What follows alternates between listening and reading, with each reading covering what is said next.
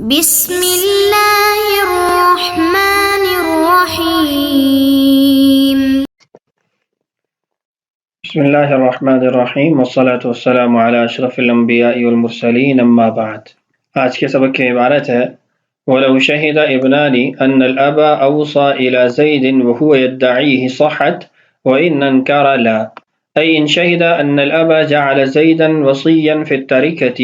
وهو يدعي أنه وصي صحت شهادتهما، وإنما قال وهو يدعيه لأنه لو أنكر لا تقبل الشهادة، كشهادة دائني الميت ومديونيه والموصى لهما ووصييه على الإيصاء، أي صح شهادة هؤلاء إذا ادعى زيد أنه وصي.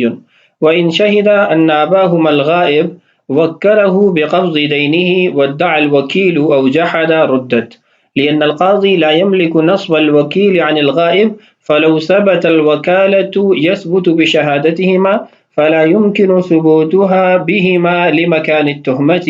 بخلاف الإيصاء، لأن الوصي إذا ادعى يكون قبول الشهادة كتعيين الوصي والقاضي يملك ذلك، كالشهادة على جرح مجرد وهو ما يفسق الشاهد ولم يوجب حقا للشرع أو للعبد، مثل هو فاسق أو آكل الربا أو إنه استأجرهم. صورة المسألة إذا أقام البينة على العدالة فأقام الخصم البينة على الجرح، إن كان الجرح جرحا مجردا لا يعتبر بينة الجرح، وإنما قلت إن صورة المسألة هذه لأنه لو لم تقم البينة على العدالة فأخبر مخبر أن الشهود فساق أو أكلة الربا فإن الحكم لا يجوز قبل ثبوت العدالة، لا سيما إذا أخبره مخبر أن الشهود فساق، وتقبل على إقرار المدعي بفسقهم لأن الإقرار مما يدخل تحت الحكم، أو على أنهم عبيد أو محدودون في القذف أو شاربوا خمر أو قذفة أو شركاء المدعي، أو أنه استأجرهم بكذا لها وأعطاهم ذلك مما كان لي عنده، أو أني صالحتهم على كذا ودفعته إليهم على أن لا يشهدوا علي وشهدوا، أي على أن لا يشهدوا علي شهادة الزور ومع ذلك شهدوا شهادة الزور، فيجب عليهم أداء ما أعطيتهم، فإن هذه الصور يوجب الجرح حقا للشرع أو للعبد على الشهود فيدخل تحت حكم القاضي فتقبل. یہ آج کے ہمارے سبق کی عبارت۔ اس عبارت کی ابتدا کے اندر گواہی کی 5 ایسی صورتوں کو بیان کیا گیا ہے جو قیاساً تو ناجائز ہیں لیکن استحساناً ان کو جائز قرار دیا جاتا ہے۔ قیاساً ناجائز ہونے کی وجہ وہ گواہ کی شرائط کا مفقود ہونا ہے، اور گواہ کی شرط یہ مفقود ہوگی کہ اس گواہی کے اندر گواہوں کی اپنی ذات کا نفع ہے، اور ابتدا کے اندر باب کی شروع میں یہ بات آپ پڑھ چکے ہیں کہ گواہ کی شرائط میں یہ بات داخل ہے کہ وہ ایسی چیز پر گواہی نہ دے رہا ہو جس کے اندر اس کا ذاتی نفع ہو، جلب منفعت نہ ہو رہی ہو۔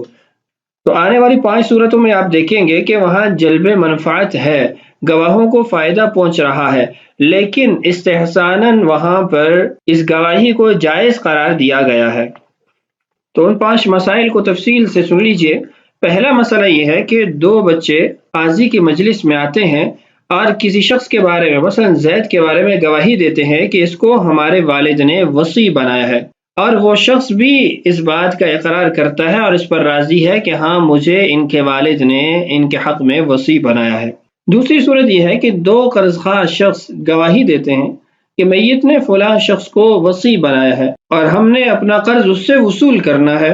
اور وہ شخص بھی اس بات کا اقرار کرتا ہے اور اس بات پر راضی ہے کہ میت نے ان 2 قرض خواہوں کے حق میں اس کو وصی بنایا ہے۔ تیسری صورت یہ ہے کہ میت کے 2 مقروض ہیں، یعنی جنہوں نے میت کا قرضہ دینا ہے، وہ اس بات کی گواہی دیتے ہیں کہ میت نے فلاں شخص کو وصی بنایا ہے، ہم نے اس کو ادائیگی کرنی ہے، اور وہ شخص بھی اس بات کا اقرار کرتا ہے کہ ان کی بات درست ہے، یہ سچ کہہ رہے ہیں کہ میت نے ان 2 مقروضوں کے لیے مجھے وصی بنایا ہے، انہوں نے مجھے ادائیگی کرنی ہے۔ چوتھی صورت یہ ہے کہ 2 ایسے شخص جن کے بارے میں میت نے وصیت کی ہو کہ ان کو میراث میں حصہ دیا جائے یا ان کو جو بھی اس نے وصیت کی ہے، تو وہ دو شخص جن کے بارے میں وصیت کی گئی وہ گواہی دیتے ہیں کہ فلاں شخص کو میت نے وصی بنایا ہے، اور وہ شخص بھی اس بات کا اقرار کرتا ہے، اس بات پہ راضی ہے کہ میت نے مجھے ان دونوں کے بارے میں وصیت کی ہے۔ پانچواں مسئلہ یہ ہے کہ دو ایسے افراد جن کو میت نے وصی بنایا ہے، وہ دو اشخاص جو وصی ہیں میت کے، آ کے اس بات پہ گواہی دیتے ہیں کہ فلاں شخص کو بھی میت نے ہمارے ساتھ وصی بنایا ہے، یعنی ہم 3 وصی ہیں، اور یہ تیسرا جس کے بارے میں وہ گواہی دے رہے ہیں وہ اس بات پر راضی ہے اور اقرار کرتا ہے کہ ہاں حقیقت میں مجھے میت نے وصی بنایا ہے اور میں ان کے ساتھ تیسرا وصی ہوں۔ اب ان 5 صورتوں میں آپ دیکھیں تو قیاس کے اعتبار سے گواہی قبول نہیں ہوگی، کیونکہ یہاں پر گواہ کی ایک شرط مفقود ہے، اور وہ شرط یہ ہے کہ گواہی کے ذریعے جلب منفعت نہ کر رہا ہو، اپنی ذات کو فائدہ نہ پہنچا رہا ہو، اپنی ذات کے لیے نفع نہ حاصل کر رہا ہو۔ ان تمام صورتوں میں نفع پایا جاتا ہے۔ پہلی صورت جو ہم نے پڑھی کہ 2 بچے قاضی کی مجلس میں کسی شخص کے بارے میں گواہی دیں کہ اس کو ہمارے والد نے وصی بنایا، اس کے اندر آپ دیکھیے تو اس کے اندر بچوں کو یہ فائدہ پہنچتا ہے کہ ان کے مال کا ایک محافظ قائم ہو جائے گا، ایک محافظ طے ہو جائے گا۔ ایسے ہی دوسری صورت کے اندر قرض خواہوں کو ایسا فرد مل جائے گا جس سے وہ قرض کا مطالبہ کر سکیں گے۔ تیسری صورت میں مقروضوں سے قرض کا بوجھ ہلکا ہو جائے گا، اور لازمی امر ہے جس کے بارے میں گواہی دے رہے ہیں وہ ان کے ساتھ نرمی کا سلوک کرتا ہوگا۔ یا پھر ایسا بھی ہوتا ہے کہ مقروض قرض ادا کرنا چاہتے ہیں لیکن ان کو ایسا شخص نہیں ملتا جس کو قرض دے سکیں، تو وہ وصی کو قرض ادا کر دیں گے۔ چوتھی صورت کے اندر موسیٰ لہما، یعنی جن دو شخصوں کے بارے میں وصیت کی گئی ہے ان کو وصی سے میراث میں سے حصہ ملتا ہے۔ اور پانچویں صورت کے اندر 2 وصیوں کو ایک مددگار مل جاتا ہے جس سے کام کے اندر ان کو سہولت ہو جاتی ہے۔ تو آپ دیکھیے ان 5 صورتوں میں گواہی دینے والوں کا فائدہ پایا جا رہا ہے، جس کی بنیاد پر گواہی قبول نہیں کرنی چاہیے، لیکن استحساناً یہاں پر گواہی کو قبول کر لیا جائے گا، اور اس کے اندر بھی یہ شرط ہوگی کہ مشہود لہو، یعنی وصی وہ ان باتوں کا اقرار کرے، ان تمام امور کے اندر اپنی رضامندی کا اظہار کرے۔ اگر وہ انکار کرتا ہے تو پھر قیاساً جیسے گواہی قبول نہیں کی جاتی ایسے ہی استحساناً بھی گواہی قبول نہیں کی جائے گی۔ اب سوال یہ پیدا ہوتا ہے کہ استحساناً کیوں اجازت دی گئی؟ تو اس کا جواب یہ ہے کہ ان صورتوں میں جو گواہی قبول کی جا رہی ہے در حقیقت یہ گواہی نہیں ہے بلکہ یہ قاضی کی معاونت، قاضی کو اس سے نفع پہنچتا ہے۔ قاضی کی کیسی معاونت ہے؟ قاضی کی اس اعتبار سے معاونت ہے کہ جب کوئی شخص مر جاتا ہے اور اس کی میراث کی تقسیم کا عمل کوئی ایسا وارث نہیں جو کر سکے اور نہ ہی کسی کو وصی طے کیا گیا ہے، تو قاضی کا یہ حق بنتا ہے، قاضی کی ذمہ داری میں یہ بات داخل ہے کہ وہ اپنی ذات کے اعتبار سے ایک وصی مقرر کرے جو اس مال کی حفاظت کرے، ورثاء تک اس کو پہنچائے۔ اگر ورثاء میں نابالغ ہیں، بچے ہیں یا غیر عاقل ہیں، سمجھدار نہیں ہیں، تو ان کے مال کی حفاظت کرے اور ان کو وہ مال موقع کی مناسبت سے حوالے کرے۔ تو یہاں پر تو یہ قاضی کی اپنی ذمہ داری تھی کہ وہ وصی طے کرے، چاہے وصیت ہو یا نہ ہو، گواہی ہو یا نہ ہو، قاضی کی ذمہ داری میں یہ بات داخل ہے کہ وہ وصی مقرر کرے۔ تو یہاں پر جو گواہی ہے اس کی بنیاد پر فیصلہ قائم نہیں ہوتا۔ یہ گواہی نہ بھی ہوتی، قاضی نے پھر بھی وصی قائم کرنا تھا، وصی کو طے کرنا تھا۔ اس کے اندر قاضی کو یہ فائدہ ہوگا، یہ نفع ہوگا کہ قاضی کو معتبر شخص مل جائے گا جو مال کی حفاظت کرنے والا ہوگا، یا جو دیانتداری سے اس مال کے نظام کو چلائے گا، اور جو ورثاء ہیں ان کے درمیان تقسیم کرنے کا عمل ہے یا ان پر خرچ کرنے کا عمل ہے، تو وہ دیانتداری سے اس کو انجام دے گا۔ اور جو شخص جن کے بارے میں وصیت کی گئی ہے ان کی جب گواہی آ گئی، ان کی طرف سے اظہار آ گیا اس بات کا، تو قاضی کو اس شخص پر زیادہ اعتماد ہوگا، اس لیے کہ ورثاء کو یا جن کے بارے میں وصیت کی گئی ہے ان کو اس پر اعتماد ہے۔ تو خلاصہ کیا ہوا کہ وصی کا طے کرنا قاضی کے فیصلے سے ہوتا ہے نہ کہ گواہوں کی گواہی سے۔ تو یہاں پر جو گواہی دی جا رہی ہے اگرچہ اس کے اندر ایک اعتبار سے گواہوں کا نفع ہے، لیکن استحساناً ہم نے اس لیے اس کو جائز قرار دیا کہ یہ حقیقت میں نفع قاضی کو پہنچتا ہے، گواہوں کو نہیں پہنچتا۔ گواہوں کی گواہی نہ بھی ہوتی، قاضی نے پھر بھی وصی طے کرنا تھا، وصی مقرر کرنا تھا جو مال کی حفاظت کرے اور جو اس مال سے متعلقہ لوگوں کے حقوق کی حفاظت کرے۔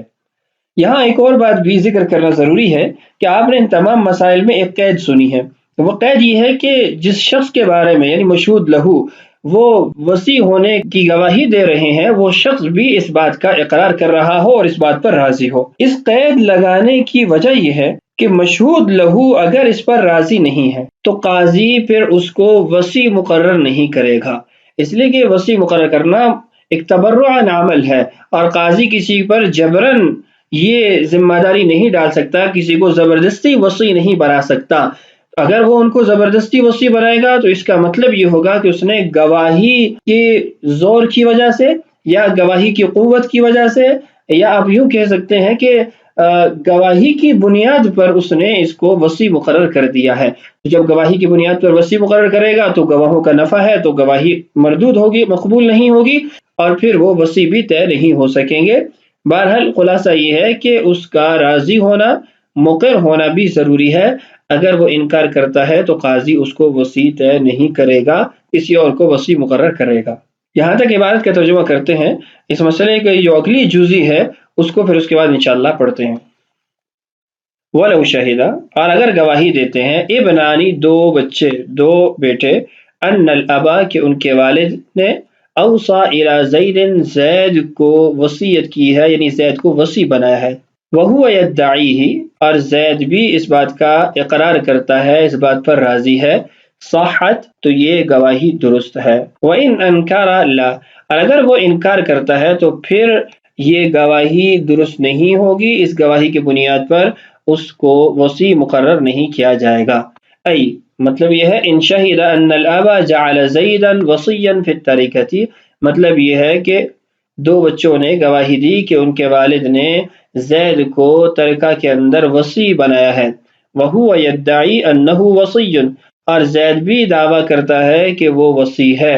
صحت شہادتہما تو ان دونوں کی گواہی درست ہے۔ وانما قال وہو یدعیہ، اور یہ جو کہا گیا کہ وہ دعویٰ کرے، وہ راضی ہو، وہ اقرار کرے، یہ اس لیے ہے لأنہ لو انکر، کہ اگر وہ انکار کر دیتا ہے کہ میں ان کا وصی نہیں ہوں، لا تقبل الشہادۃ تو گواہی کو قبول نہیں کیا جائے گا۔ یہ پہلی صورت تھی کہ دو بیٹے اس بات پہ گواہی دیتے ہیں کہ زید کو ان کے والد نے وصی بنایا۔ دوسری جو صورت تھی وہ تھی کہ شہادت دائنی المیت،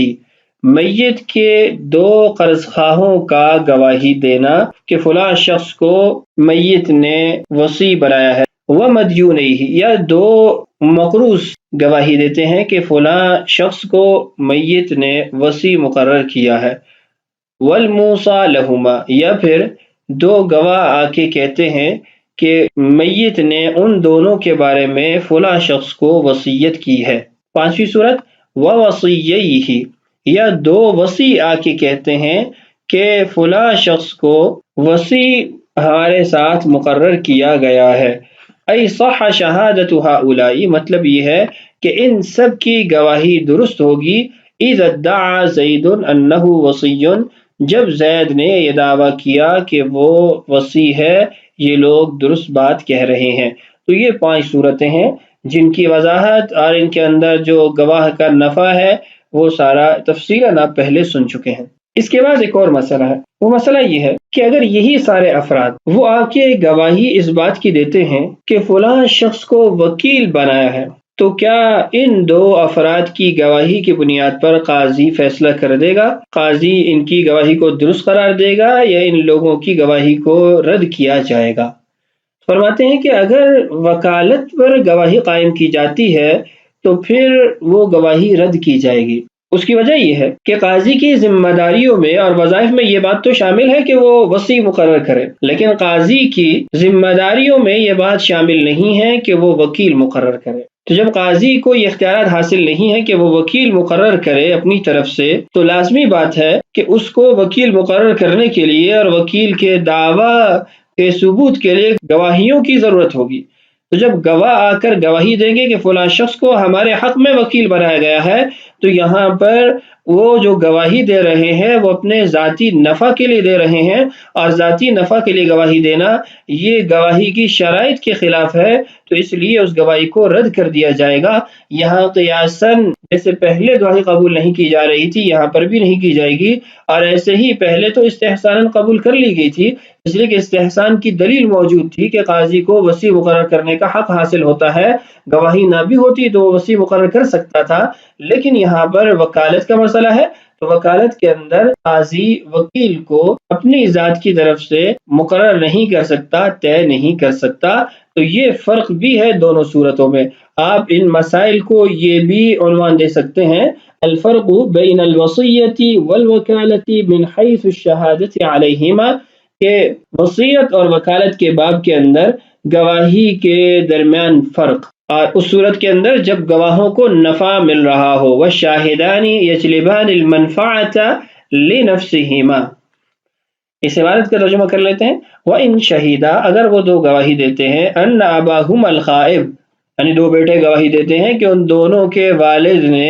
جو کہ موجود نہیں ہے، وَكَّلَهُ، وکیل بنایا ہے اس کو یعنی زید کو یا کوئی بھی، بِقَبْضِ دَيْنِهِ، اس کے قرض کی وصولی کا، وَادَّعَ الْوَكِيلُ، وکیل بھی دعویٰ کرتا ہے، او جحد، یا انکار کرتا ہے، ردت، دونوں صورتوں کے اندر یہ گواہی رد کر دی جائے گی۔ یعنی دعوی وکیل پایا جائے یا نہ پایا جائے اس سے کوئی فرق نہیں پڑے گا۔ لأن القاضی، دونوں مسئلوں کے اندر جو فرق ہے اس کو بیان کیا جا رہا ہے، کیونکہ قاضی لا یملک نصب الوکیل عن الغائب، اس کو یہ حق حاصل نہیں ہے، وہ یہ اختیارات نہیں رکھتا کہ وہ غائب کی طرف سے وکیل طے کرے۔ فلو ثبت الوکالت، اگر وکالت ثابت ہوتی ہے، یثبت بشہادتہما، تو وہ ان دونوں کی گواہی سے ثابت ہوگی۔